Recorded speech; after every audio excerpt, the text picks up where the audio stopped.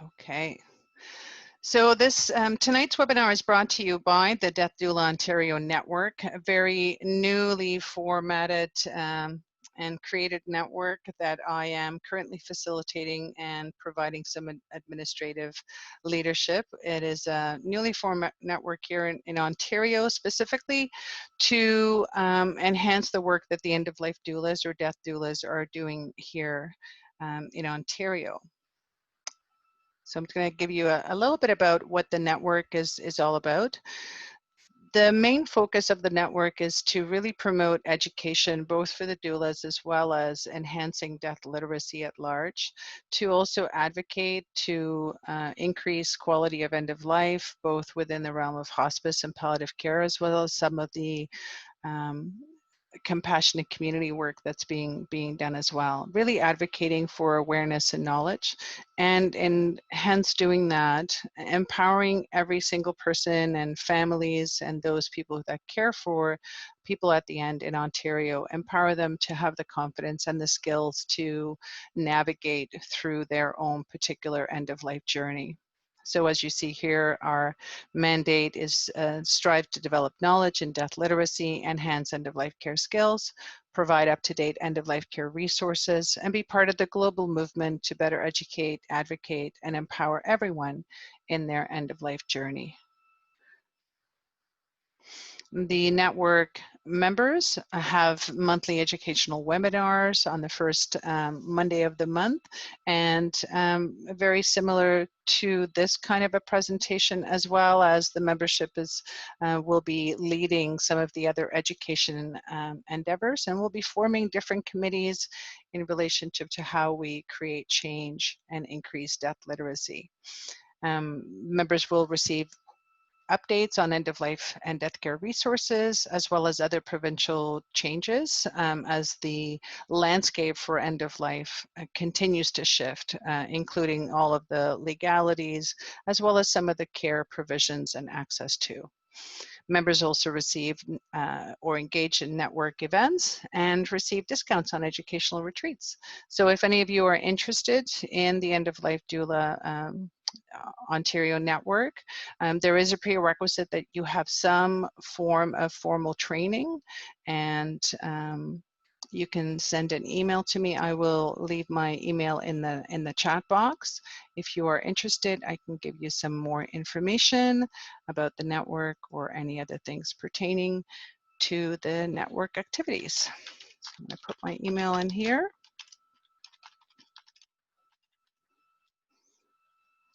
There you are. So I just want to give you a little introduction of me. Some of you may know me. I'm really grateful for your continued support in this work. For those of you who may not know me, my name is Olga Nikolaev. I am first and foremost a registered nurse. That was my initial training in my early 20s as a nurse, and then I went on to acquire some more training and knowledge and education in regards to becoming a death educator. I am certified in the field of thanatology through the Association of Death Educators and Counselors, and have been serving as a death doula in my own community, as well as a death doula facilitator for a number of different courses, as well as a death doula mentor for all those who are learning the skills of an end-of-life doula, death doula, and who want to move this work forward. I also have a number of clients and provide grief support as well. A little bit about me. So let's move into our discussion this evening, presentation. So what is death literacy? So death literacy, defined by some of the researchers such as Carrie Noonan as well as Kathy Cortez Miller, here you see that it's really defined as a set of knowledge and skills in which a person then has the ability to access greater understanding and act upon some of those particular choices or options in relationship to end of life care, as well as some death care options, so including body disposition, as well as any of the activities pertaining to funeral or celebrations of life, or ways of commemorating and celebrating a person's life. Death literacy involves a number of skills and knowledge. It is then that's required to then plan for and support not only ourselves, but others at the end of life. So it's not only about having death literacy for oneself, in which how you might be planning for your own end of life, but it's also about the social realm. So how is it that we as a society, and at what level of death literacy do we actually have? Um, as many of you may have heard, and I speak often about this, is that the dying experience and death itself is actually, even though it has been very medicalized, is not a medical event. It is a social event that requires support systems of all sorts. When you look at the opposite of death, which is birth, that itself is a social event that requires uh, uh, lots of knowledge and skills, as well as practical skills, as well as also in our developing world, making sure that we create changes so that we both have really good care for the birthing process as well as the dying process. So these are the similarities, and I would say that potentially we may not have a lot of birth literacy either, although I think we're more up to acquire some of that kind of information, because oftentimes birth is seen as a very celebratory event and not seen as death, where death in our culture is oftentimes seen as very gloomy. Oftentimes we ignore having these kind of conversations because they're difficult conversations to be had. Again, if any of you have a question as I'm going through the material, raise your hand and I will give you some airtime. So death literacy, again, practical know-how needed to plan well for end of life. There's a couple of things in here in which that, oftentimes in my experience as a palliative care nurse, we would have a conversation around comfort and how to manage pain and symptoms. And while those are absolutely essential to enhance the experience for the person and their dying experience, there's also ways that we can actually enhance in the wellness of. So some of those more psychosocial practices in relationship to creating legacies or doing some of their life reviews are ways that we can also increase wellness. So we're seeing that caring for somebody at the end during their dying is not just about their physical well-being, that it's also about their emotional well-being, it's also about their mental well-being as well as their spiritual well-being. So more and more we're seeing that really we need to look at the whole person as well as the whole unit of care. So really looking at how this knowledge is translated to all of the different people that are providing care and support to the person who is going through this dying experience. So this practical know-how includes knowledge, it includes skills, and being able to take action. So not only having knowledge around different options and choices, but also knowing which stream to go down, what are the interpersonal skills that are required to navigate potentially through the healthcare system, or navigate through different processes in order for the particular choice or the particular option that the person wants to have at the end of their life. And that all takes skill to do that, especially when we've been in a way removed from being at the bedside and seeing our family members go through that process.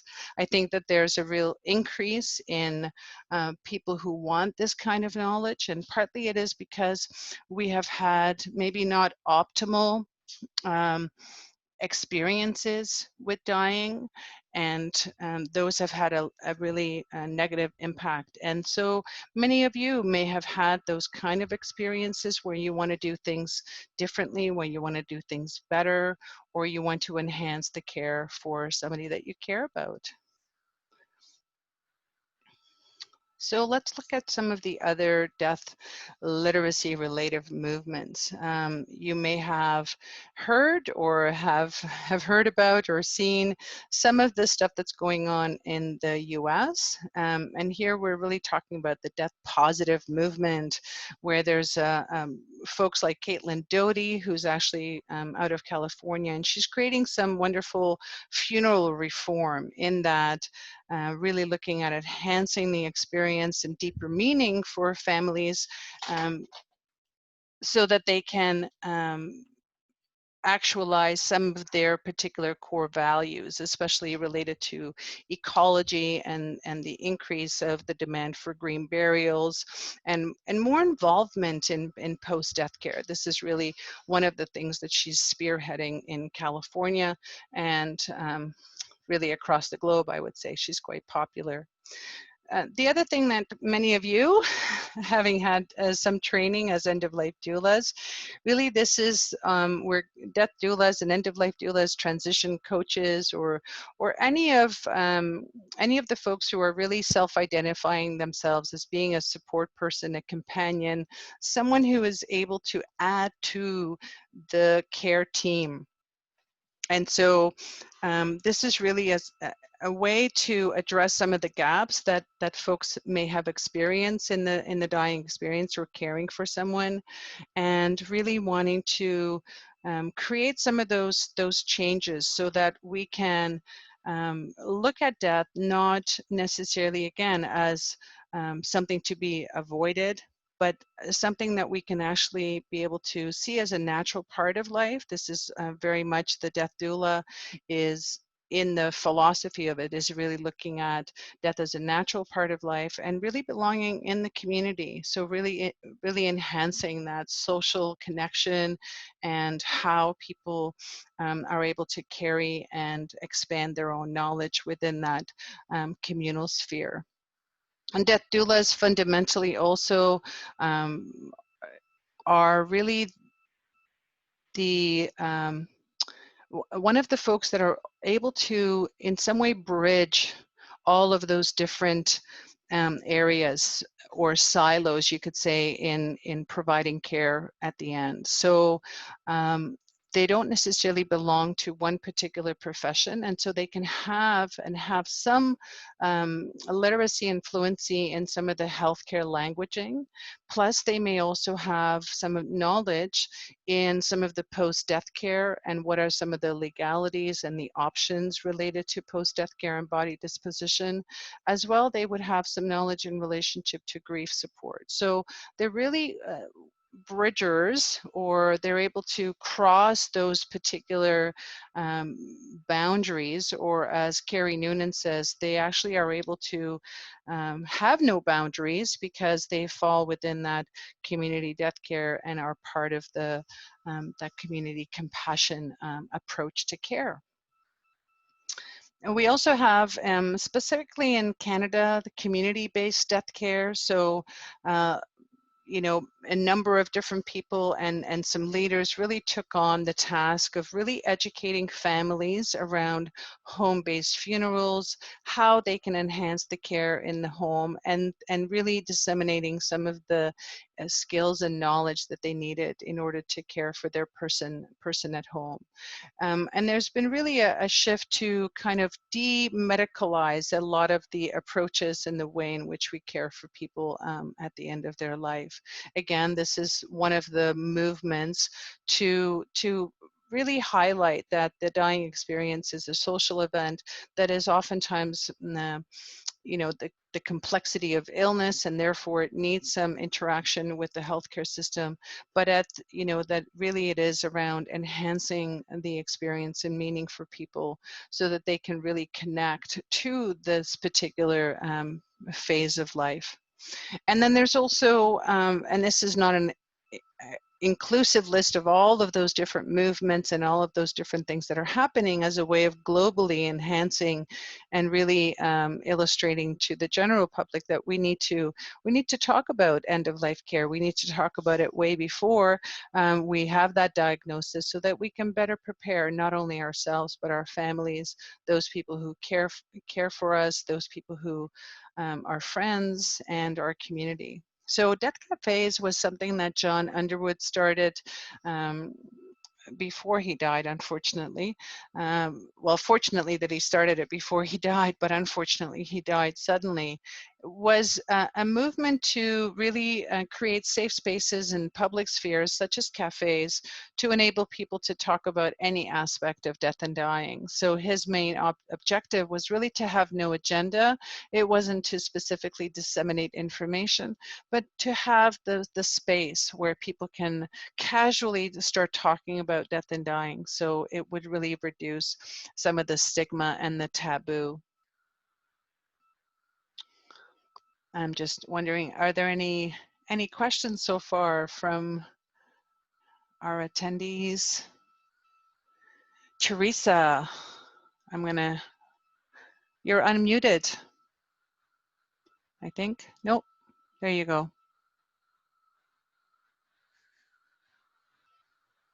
Sorry, Teresa, not able to. Hello? Yes, there you are. Okay, sorry about that. That's okay. My question is just, I wondered if you could maybe write it in the chat box or repeat the name of the woman that you were talking about earlier. Caitlin Doty. Yeah. Is that you mean? Yep. Yeah. How would that be spelled? Right there. Oh, sorry. Thank you. You're welcome. That's all for now. Okay, great. All right, there we go. Teresa, if you can lower your hand, that would be great so I can see Yeah, with. sure. Sorry about that. Excellent. Thank you. And I'm going to put you back on mute. Great.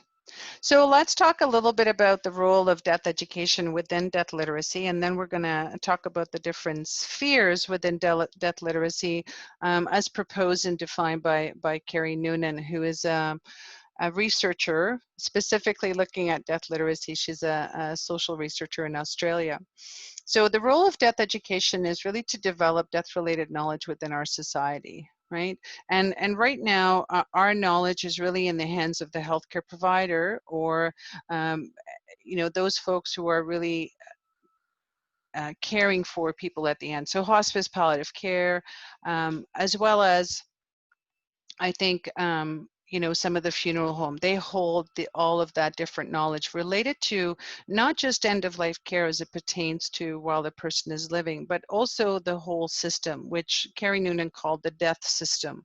So the system in which a person, you know, actively is doing their dying and then dies, and then where does the body go, those kinds of things. So looking at that whole system pertaining to death. Death education is also in a lot of ways a public health approach to education. It's really enabling the public to enhance their knowledge of death and how to manage and cope, or how to bring more wellness or plan or prepare for it. And really from that approach that every single person needs to have this information. It's almost like sex education, but this is death education. And again, it's something that every family community needs to have so they can navigate and really reduce some of the stress, not necessarily take all of those parts on, but have some awareness of what it entails to move through the process and all of those different parts as somebody moves through their end of life. It's also about engaging community. And so much of my own personal work as a death educator has really been infiltrating libraries and doing some death cafes and engaging the community members and really providing for them some of the basic death education. Also looking at some of the resources that are in the community, really enhancing their own confidence and skills in being able to navigate at the end of life. There's also I think really important, you know, important, and I think really valuable partnerships that can be formed within the role of death education, in that you know, again, as a death educator myself, going out and create those partnerships with funeral directors and really speaking with them as to what part of their role there might be some gaps and how I can maybe enhance that, or even as the end of life doulas come on the scene, how they can enhance some of that work as well, so that we really try and really close that circle a little bit. I can imagine in some way, you know, holding hands. Right now, we're really not holding hands very much, and maybe that's part of COVID. But maybe there's a place where we can really have more of the warm handoffs, where we can have even more enhanced communication, so that we can really do the work behind the scenes, collaborate together, so that we provide, you know, really the optimal care for the person and those that care for them at the end of life. So Carrie Noonan, I mentioned a little bit, and she's really interesting. So you might want to Google her. You will absolutely come across a death literacy article in which she describes this particular area of her work, as well as some of the other work that they're doing in Australia, such as Dying to Know Day, which is not unsimilar to Advanced Care Planning Day, maybe a little bit more fun, but certainly is really about opening up the conversations about preparing and planning for end of life. Her main research is really focusing on community caregiving, and this is where she's placed the death literacy as a way of how can communities themselves, or what are the programs, what are the initiatives, what are the skill sets that they need to be able to navigate through end of life with support from healthcare. But when you look at the weight of care and where it is, it's really held in those informal caregivers, family and friends caregivers.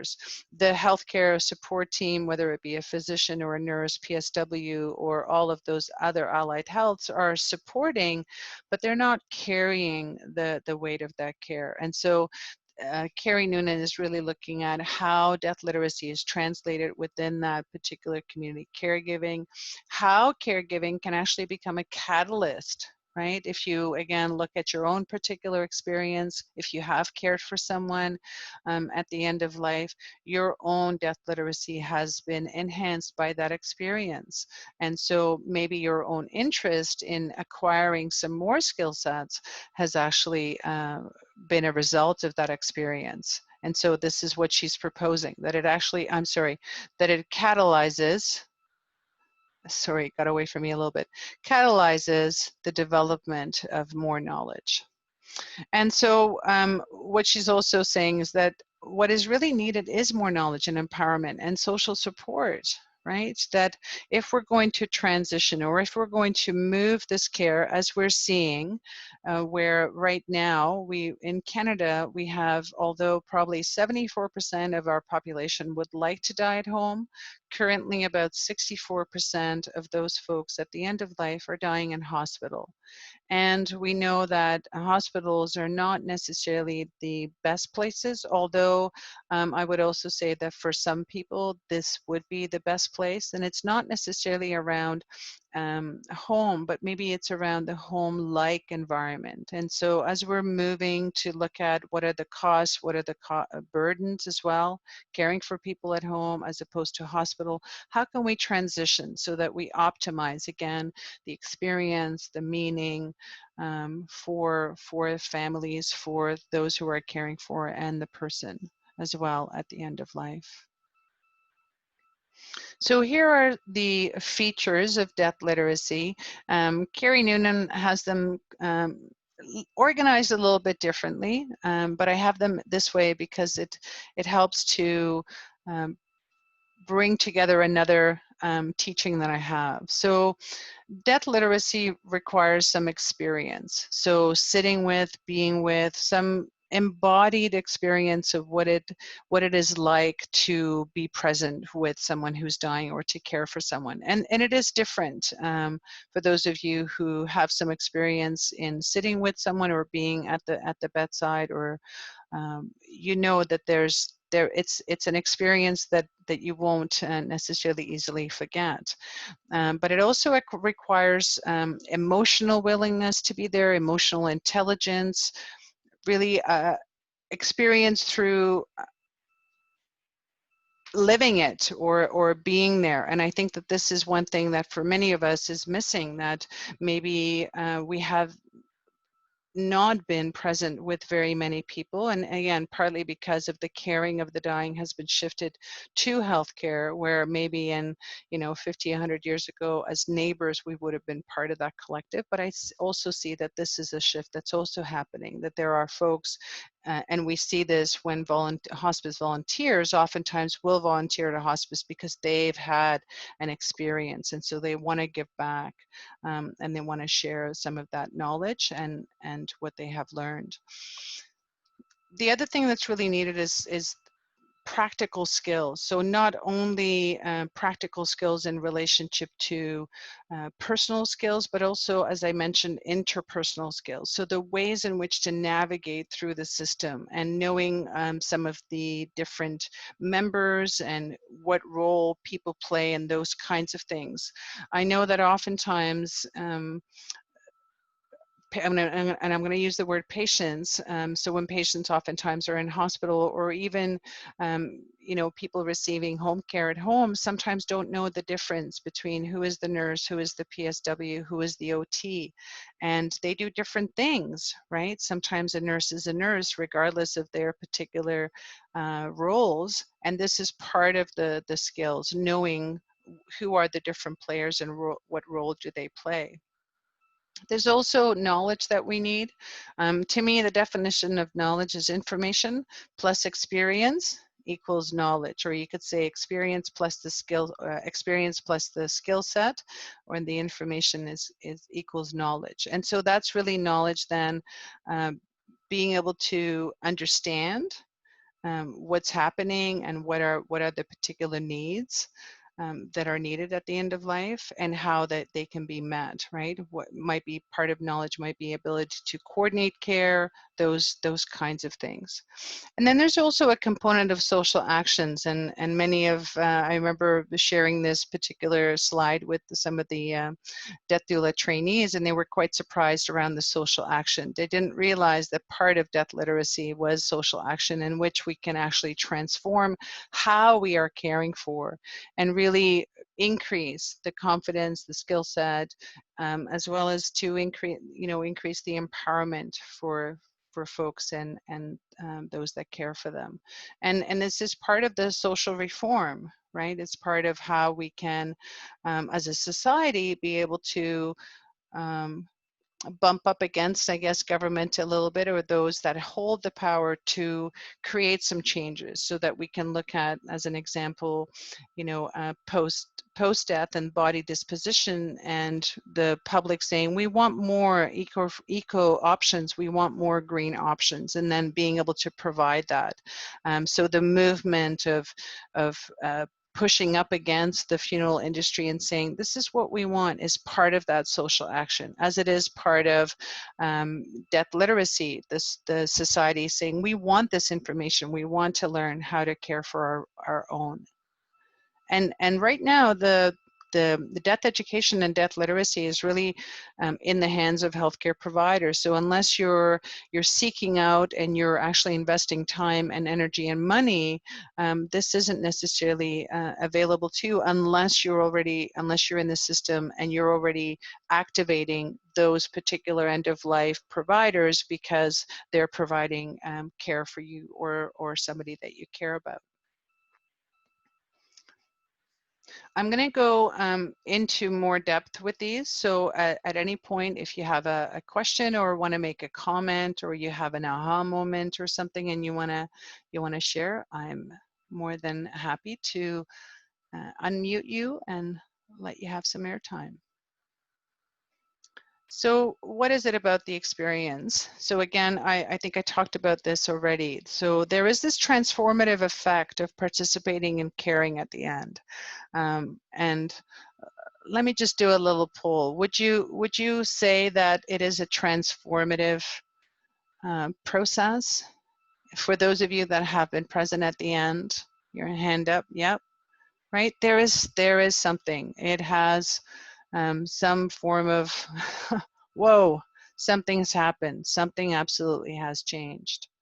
Yeah, and oftentimes I think that in my experience and being part of care for people at the end, I think one of the things that, because in our society we are oftentimes so uh, in our death denial or death avoidance, that we actually miss maybe the opportunity for this transformative effect, because oftentimes we're very quick to put things away and, you know, okay, person has died, let's just move on. And we miss really the opportunity to integrate some of that impact. So Carrie Noonan here talks about this embodied learning. So really seeing dying as a natural part of life. And I'm sorry, Annie and Sheila, did you have a question, or was that still a hand up from before? I just want to make sure that was before. Okay, thank you so much. I still need to master this Zoom. So the other part of that embodied learning is to normalize the experience of caring for the dying at home, right? This is also part of it. I think a lot of people are oftentimes feeling the burden, right? And they use oftentimes that word that they may not have as much care as they potentially need, but they also have a very short time where they can do that learning. So if we look at someone's dying experience, you know, although within the healthcare system, physicians and nurses are now being trained to ask the surprise question as a way of initiating some conversations around end-of-life care. So oftentimes it might be that the physician makes an assessment that it wouldn't surprise for them that the person would die within a year, and therefore may initiate some of those conversations. But oftentimes that doesn't quite happen. And so really the bulk of the education is in those last 6 months of someone's life, where the caregiver is really given a lot of tasks and a lot of weight of caring, and they themselves haven't necessarily gone through really you know, their particular learning and acquiring some of the skills and knowledge that they need to have the confidence to care for someone. So they're struggling with that, and they're not necessarily able to normalize that experience. So part of this death literacy is to, again, increase the knowledge so that people can become more aware about the end of life process and what's needed and how to plan well for it way ahead of time. There are absolutely certain components that we can even start to work on before we have a terminal illness. We all know that we will all come to that end at some point, and that we can already put some things in place. So part of the Death Cafes, you know, is a sort of the social way of normalizing some of this, as well as gathering people together where they can potentially talk about their experience of caring at the end. It also, there's a potential for a deeper understanding of social supports, right? So through this process, people can have an experience, especially if this can be done really well, that they have some social supports, or now they're going to find out that that there are, you know, people out there that they can help them during this particular period of time. Jennifer, you had your hand up. I'm gonna Perfect. nope. I think Sorry. this worked. Can you hear me? Yes, I think so. Yes. Perfect. And you can tell me if this is to be saved for later.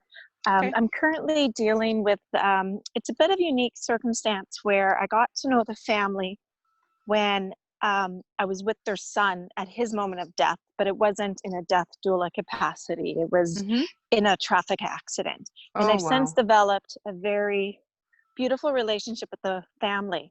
And now the mother is actively dying.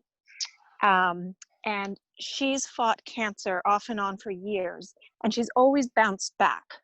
But now the doctors, you know, are saying, no, like she probably has 3 months. They've just brought her home, but they're still caught in that phase of, but mom has always bounced back. She's going to bounce back. And so they're still in that state where they're not accepting it, right? So I'm just there letting them know that I'm there for them, and I've given them examples as to how I can help. But because they're both overwhelmed And they're also in this state of not really accepting, I think, that she's dying, or some of the family members are and some of them aren't. I feel that my hands are tied. Like, I want to help and I see where I can help, but at the same time, I'm trying to be respectful of the fact that, you know, where they are at. Okay. So I don't know if you have any suggestions on how to navigate Okay. this situation. So I would say, Jennifer, and I'll just put this in the realm of death literacy, right? So look at the family, right? So they've had some experience that was pretty traumatic, right? In which they may have an experience of mom being the person who's carried the family and has always bounced back and's been maybe this, the quote unquote, the strong one. Would you say that to be true? Yeah. Yeah. And so sometimes I get caught in the acceptance piece. Remember, it isn't our role to get people to acceptance, right? Those 5 stages or those expressions of grief are all over the map. And the acceptance isn't our job. It's for the person to come to whatever it is for them, you know, right? So it's not, sometimes I think acceptance is like a closure and tying off and they'll be all fine. Because there's probably moments in which they accept the fact and yet they're not okay with it. Acceptance doesn't mean that you're okay with it, and right? Right. Do you know, That's a good I point. mean, it's a bit different, right? It's really Yes. all of the nuances of how somebody experiences that process. Maybe what I would say is, you know, again, it's part of maybe what I would say is, again, sometimes as a support person, you want to step back a little bit and make sure that you're not leading the way, right? And maybe it is about asking some open-ended questions as a way of saying, you know, what would happen if this, you know, plan A, plan B, plan C. That's what I usually guide the doulas to think about. You know, this is the optimal way that we would like things to be, and this is the other way. And what would be acceptable, what would be unacceptable. That's a good approach. I like that. Yeah. Yeah. Okay. That helps. This Thank probably you. requires a little bit more in depth and maybe not necessarily the right timing for death literacy, but I'm happy to answer any other questions. You can always connect back with me, Jennifer, if you. Thank you. No problem. No problem. Right. But even, you know, this is, I think, and Jennifer, if you could lower your hand for me, and then. Excellent. Thank you so much. You know, it's so interesting that even within this particular forum, right, we want to ask the questions, the particular questions, so that we can refine some of our knowledge, right? Have somebody else maybe who can say, what about this and what about that? And maybe that's the same thing, right? Is looking at all of those different experiences. Right. Sometimes I will even ask family and clients about their experience and about the negative experience or the positive experience or what they would like to see, right? And managing some of those expectations. So the more in-depth part of death literacy in relationship to knowledge is really increasing in the caregiving. Again, a lot of the focus here is on home, because it's really, when we think about, right, and again, if 74% of people want to die at home, that's their longing. That's where we want to go. We want to enhance that education. We want to enhance the support that isn't necessarily tied to the particular team or department or group, but is able to cross all those different, so that we can really increase the knowledge for people to enable them to have that happen, for them to die at home. Knowledge, part of it is also understanding the hospice palliative care system, not just, you know, where things are, but also more in depth, right? What is the criteria, when, how, those kinds of things. You know, it's sometimes a death doula for a family can be really useful, because they can provide for them all of those different particular options, because they're in the community doing some of that work and getting those resources. And there's also, it's really, knowledge here is better understanding of the intervention and management regime. So what are the ways that we can manage signs and symptoms? What are the other maybe complementary alternative type of therapies? I know hypnotherapy has been quite successful. There's so many other things outside of the healthcare system. Remember, again, in the Western world, we very much focus on the very, you know, our system of care, where there's lots of others, right? right? And especially for the dying experience, I think that crosses the boundaries, because it is an emotional, physical, mental, spiritual experience. And so it might require all kinds of other support and comfort measures and interventions outside of healthcare. Right? We're seeing that there are some gaps. Pain management may not work for everyone. Maybe they need hypnosis, or they need visualization, or they need other things. It's also around expanding the understanding of post-death. So also legalities pertaining to how families can be involved, how they can engage in the process and really carve out meaning for themselves. And oftentimes, this is what I oftentimes tell people, is people don't know what they don't know. So they can't ask questions. And so when the nurse or the provider or someone says, well, if you have any questions, come back to me. I'm always happy to answer them. They may not even know what kind of questions to ask. So again, part of that death literacy is to ask all kinds of different questions, right? To see all those different options, what's possible, what isn't, and to be able to manage and plan well. And therefore having the clear understanding and planning and preparing. The skills required, as I said, and again, the focus on home, is some of those practical and interpersonal skills. So you can imagine, oftentimes, people who are caring for their person at home who's dying will have a link to community and home support, and may have nursing coming in and those kinds of things. But there's still a gap in the sustainability of that knowledge, and giving folks that support, ongoing support, so that if they need someone at 1 o'clock in the morning, they're not necessarily calling the nurse agency who says the nurse will call you in half an hour, but they will have some of those skills to know how to care for maybe the quote unquote emergency, or something that hasn't quite gone to plan. Right?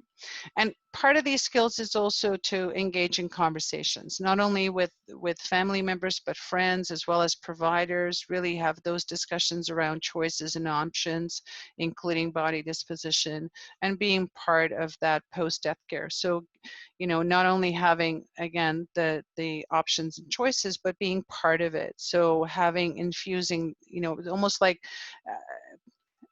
participating in it, and being part of it, and creating it so that it doesn't necessarily belong outside of the family, but is really enhanced and created by the family, that post-death care. And then we circle back again to social action, communities and networks, put that death literacy into place. I think this is what the intent is of the Death Doula Ontario Network, is to really put forth death literacy into practice, to enhance the knowledge for the death doulas in Ontario, but also to give them the skills and confidence that they can go out into their own communities and do some of this work. It is also about taking responsibility for your own end of life. So this is what also happens, is once your own death literacy increases, and you will start to see that you need to do some of that, your own work. And I oftentimes will really encourage the end of life doulas that I train to do some of this work themselves. So to go through the process of advanced care planning, to go into the funeral homes, to look at the different options, do some of that kind of work, so that they can really embody some of that knowledge, and then for them to know what might be some of the action and gaps that exist. It's also about, social action is also about creating change, educating our family and community. It kind of spills over for those of you, who are already trained death doulas, or are looking at, or are interested in death education. Maybe your family's a little tired of you speaking about death, so it's good to find other community members. And there are people absolutely that are interested in this topic. And therefore we can serve as a resource, right? You are a resource in your own community for all things, maybe not all things, but for a lot of things related to end-of-life care. And therefore we can then create social change and have that death system reform. So here's, I think I went through this already. Really around learning experiences that normalize, enhance individuals and communities' knowledge, and provides deeper understanding and hopefully contributes to some of our changing attitudes so that we're not as death ignorant or death avoidant, that we can be a little bit more welcoming to this natural process of life. I have there's a couple of resources here. So Developing Death Literacy is a research paper by Carrie Noonan that a lot of the material that for tonight's webinar came out of.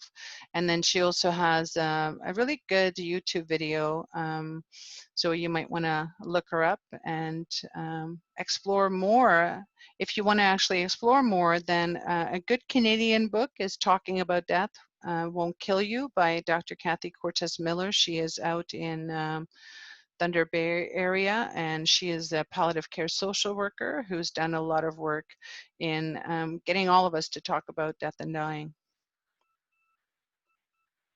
All right, we're here to questions, discussion. We have about 12 minutes. Anyone have any particular questions? Was this any comments? Was this useful? Would you like to, you think this would be useful to continue letting people know about death literacy? Karen. How do you go about organizing a death cafe? Well, first thing you want to do is go onto the website called deathcafe.com. I'll put it in here, and there you will find all kinds of information. So John Underwood did a really good job he created actually a guide on how you can run a death cafe in all the different formats. Okay. So that's a good resource. What I would say, Karen, is grab a couple of other folks. It's easier when you have a few folks to do it. And at this point, although I think of phase 3, depending on where you live, you can gather up to 50 people inside. Usually you won't have that many for a death cafe, but you never know. Yeah, I'd be surprised. You never know. Oh, okay. Thank you. Thank you.